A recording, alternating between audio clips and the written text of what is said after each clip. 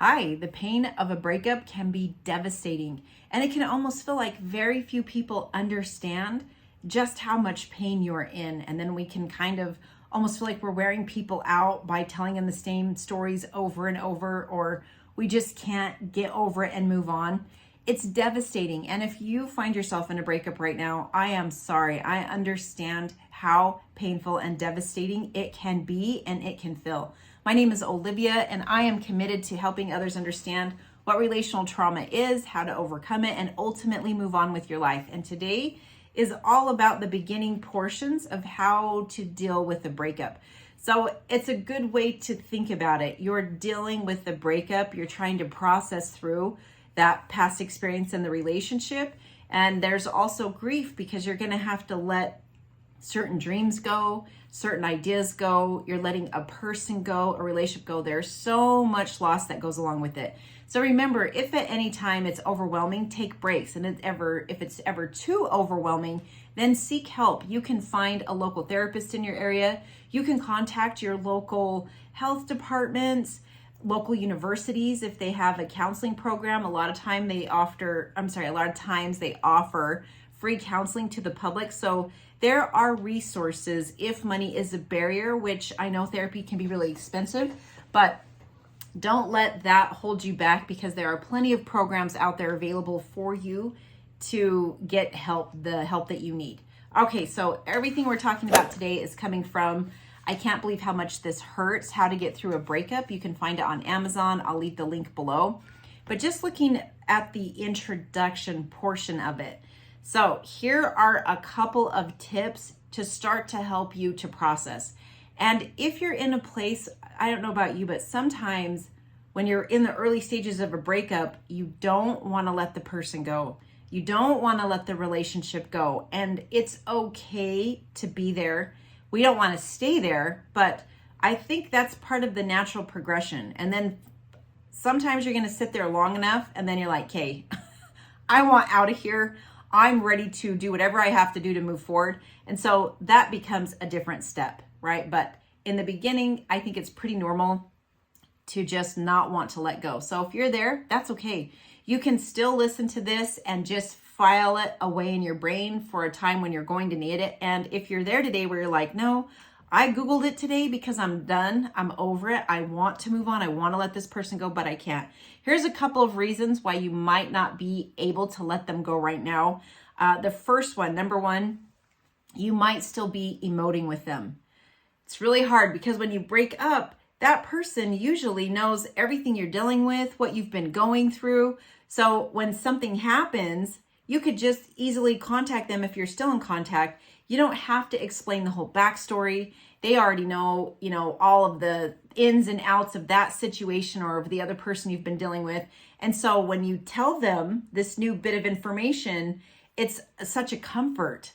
But if we keep doing things like that, you keep emoting with them, which means you keep telling them what you're thinking and how you're feeling, keep sharing what you're experiencing with them, that is very much going to keep you hooked to them.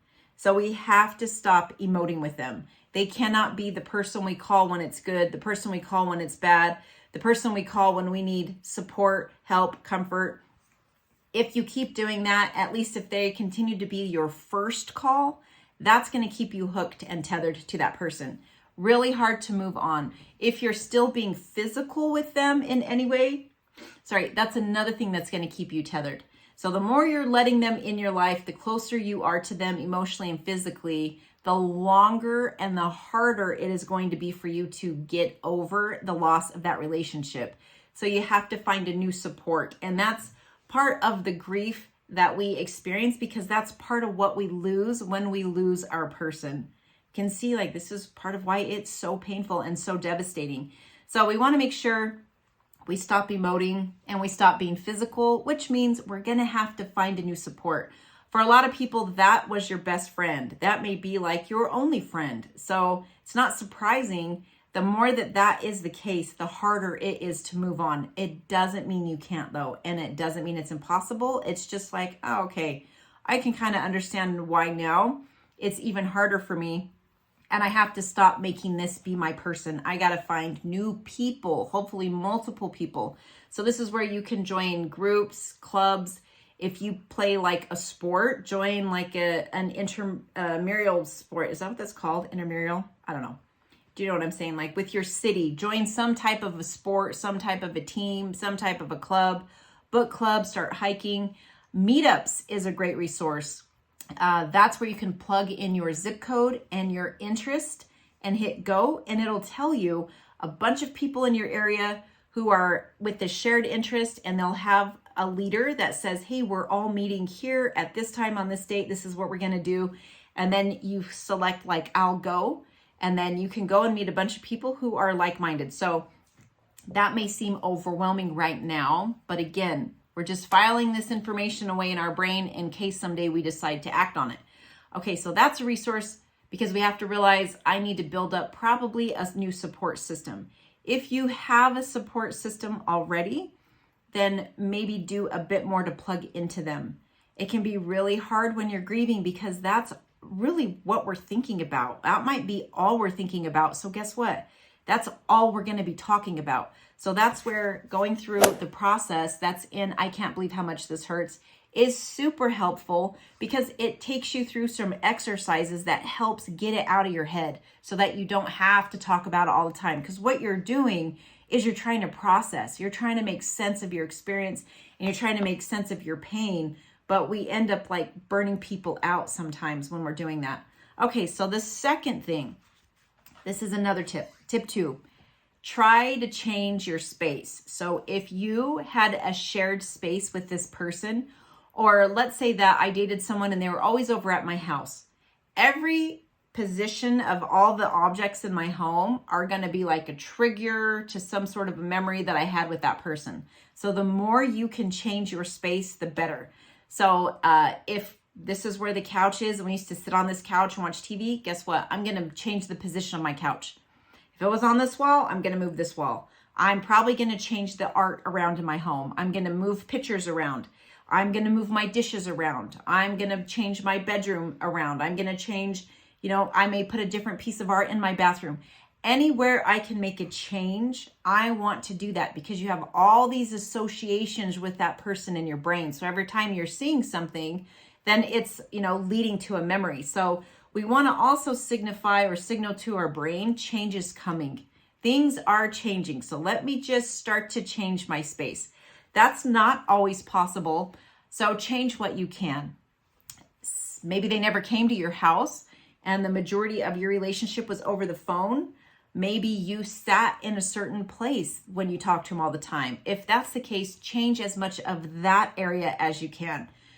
Try to sit in a different chair or, do something different with that space. Put a different blanket there. Whatever you can change, you want to be able to change because we want to start breaking all of these associations with that person and also signal to our brain, change is coming.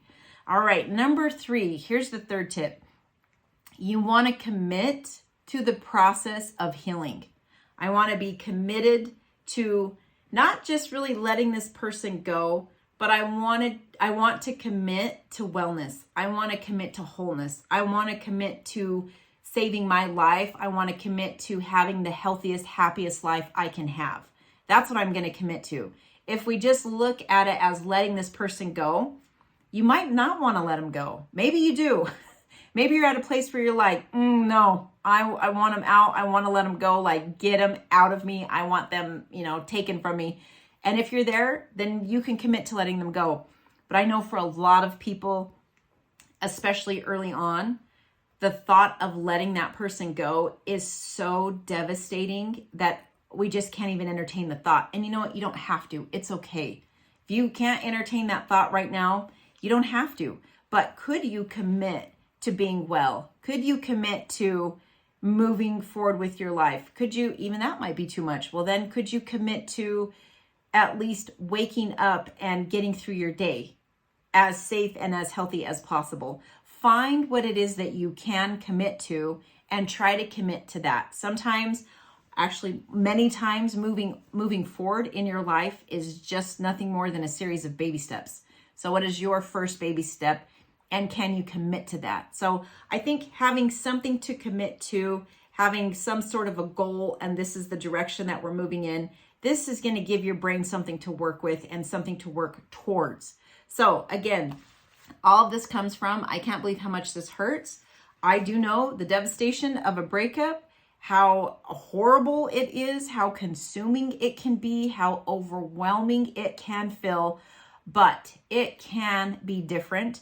You can work through it and you can move forward. So taking some of these baby steps first off, and again, if you're ready for a lot more, grab the book off of Amazon. There are tons and tons of exercises that you can do to process your breakup.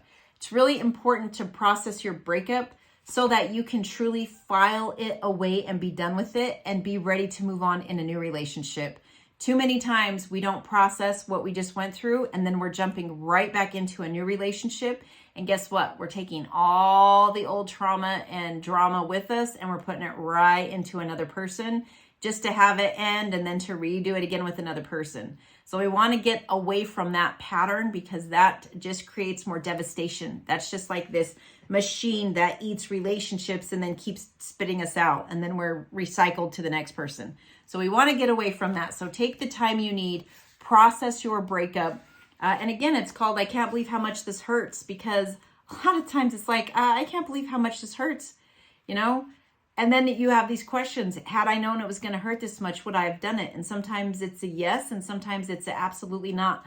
Regardless of what your answer to that question is, it's okay in that you can get through it. You can work through the steps and the stages, and you can move on and be well. So I hope you get the book if you need it. I hope you stop emoting, stop being physical so that you can unhook yourself, change your space in the ways that you can, and also make a commitment to yourself of wellness, of health, of peace, of being okay one day, even if you can't imagine it for yourself today. So take good care, and I'm going to see you in the next one.